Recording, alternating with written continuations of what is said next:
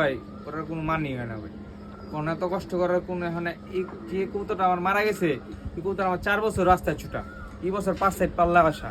আমার এমন একটা কবুতর বানাইতে আরো ভাই 2 বছর সময় লাগবে, যদি কম হয় তাও 2 বছর সময় লাগবে। আমি 2টা বছর পিছিয়ে গেলাম ভাই, 2টা মাদি আমার 2টা শখের মাদি মারা গেল, কি যে করবো ভাই বুঝতেছি না। সবার কবুতরের কি অবস্থা সবাই কমেন্টে জানাবেন। আশা করি সবার কবুতর আমার থেকে ইনশাল্লাহ ভালো আছে।